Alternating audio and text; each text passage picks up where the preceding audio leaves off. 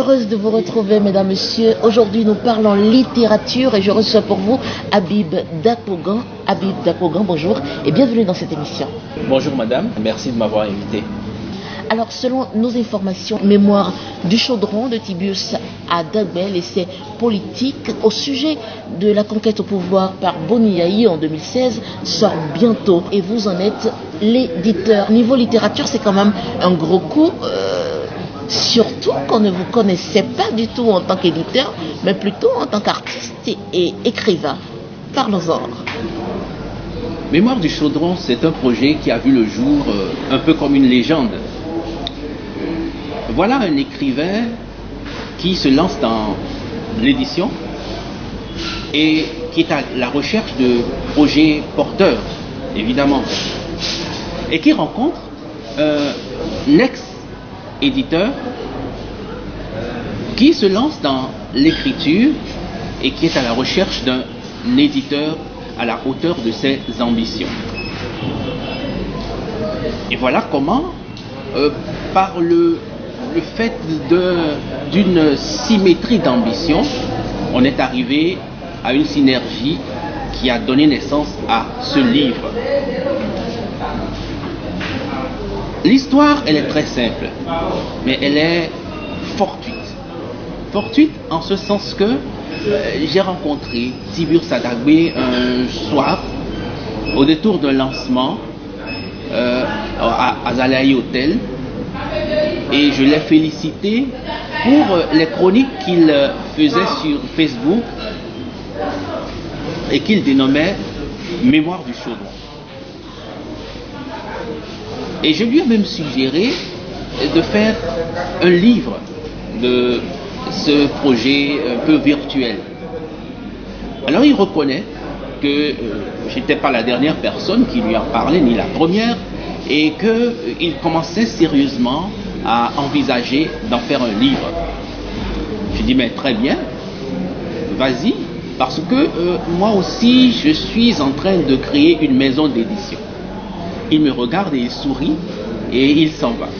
Je savais ce qu'il pensait et il se demandait sans doute mais comment se fait-il que toi qui n'as pas un seul titre en tant qu'éditeur, tu penses à publier un livre de cette facture.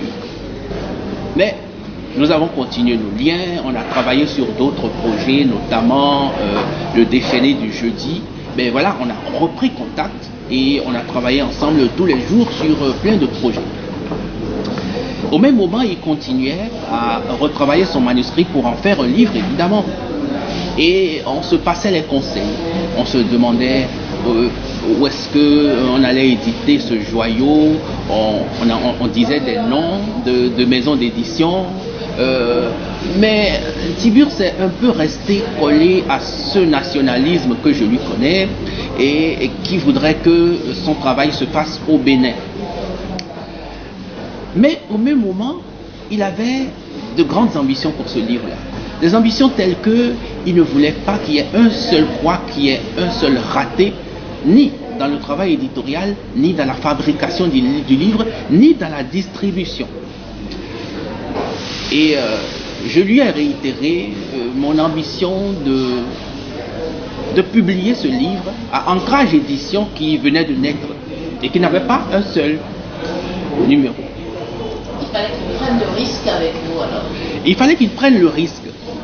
Et ce risque, il ne voulait pas le prendre. Et je l'ai pris comme un défi.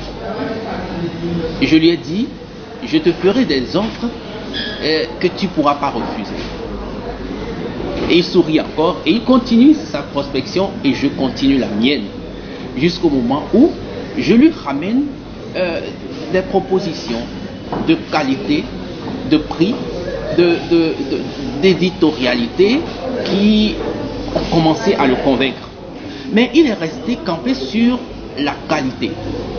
Et il se disait, Habib, j'ai 650 pages. Je ne peux pas me permettre de faire de l'à peu près avec 650 pages. Et je lui ai dit, est-ce que je ressemble à quelqu'un qui va faire de l'à peu près avec ton livre, même si ce sera mon premier, mon coup d'essai en réalité.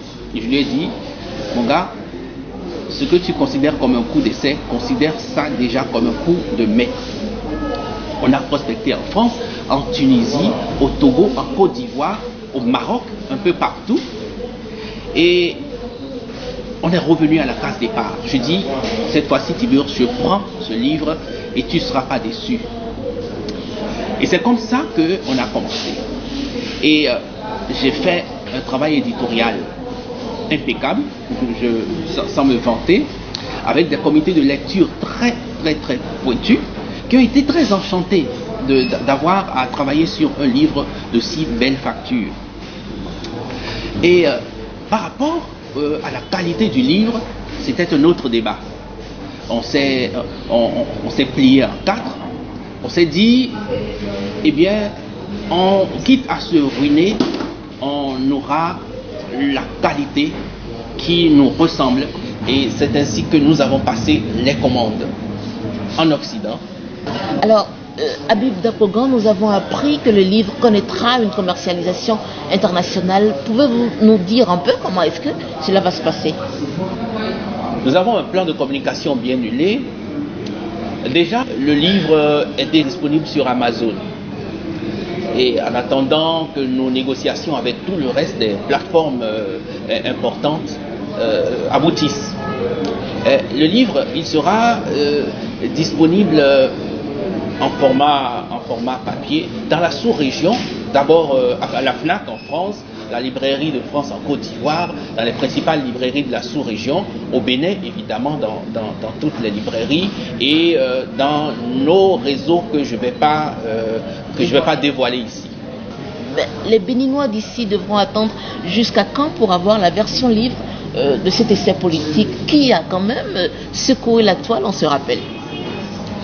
Eh bien, le fait que le livre ait été imprimé en France, ça retarde un peu sa disponibilité sur le marché, mais ce n'est pas un retard parce que le lancement est pour le 12 novembre et mettons une semaine au plus une semaine avant le lancement, le livre sera disponible et les lecteurs pourront s'en procurer avant d'aller au lancement ou de le suivre par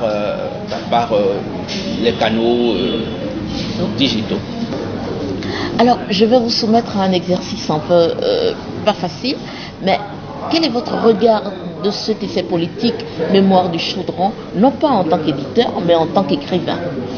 Mémoire du Chaudron, je considère que c'est l'un des plus beaux projets livresques qu'il m'est arrivé de croiser depuis toujours, de toute ma vie. Je n'exagère rien, j'ai lu les grands classiques, j'ai lu de grands essais, mais je n'exagère rien en disant que c'est un excellent ouvrage. C'est un excellent ouvrage qui interroge la sociologie du Béninois, qui interroge la psychologie, qui interroge l'histoire, l'ethnologie et bien entendu la littérature et au summum la politique. Bon, donc c'est un livre carrefour entre le roman et l'essai politique, entre la satire et le pamphlet. C'est une densité littéraire tout simplement. Alors avec une langue, je dirais, enjouée, mais pas seulement enjouée, une langue qui se veut badine, qui se veut banale, mais qui décoche des flèches amicales un peu partout, qui fait de la promotion autant que de la critique du système. Et c'est un livre que je recommande à tous ceux qui sont amoureux du fait politique, et tous ceux qui sont amoureux de la langue littéraire, et tous ceux qui sont amoureux du Bénin profond, tous ceux qui sont amoureux de l'Afrique, tous ceux qui sont amoureux de la critique politique, de comment les gens viennent au pouvoir, des tropismes qui animent nos hommes politiques, et tous ceux qui sont amoureux en général de la littérature appliquée à des faits réels, eh bien ce livre c'est pour eux. Les écrits de Mémoire du Chaudron ont vraiment captivé la toile au Bénin, en Afrique et dans le monde aujourd'hui pour cette version livre. Qui en fait la préface? Alors nous avons eu la chance d'avoir avec nous comme préfacier de ce livre, ce qui le valorise énormément, la plume d'une des plus grandes figures politiques encore présentes au Bénin. Et je veux nommer Maître Robert Dossou, qui nous a fait l'amitié de ne ménager aucun effort pour s'impliquer dans la lecture de ce livre, et il nous en donnait des échos à chaque fois qu'il finissait de lire une partie, et c'est ça qui nous a conforté dans l'idée que c'était un bon livre. Donc nous remercions au passage donc Maître Robert Dossou pour la magnifique préface qu'il a écrite dans ce livre. Et c'est la fin. Merci Habib Dapogan, merci d'avoir répondu à nos questions. Merci madame.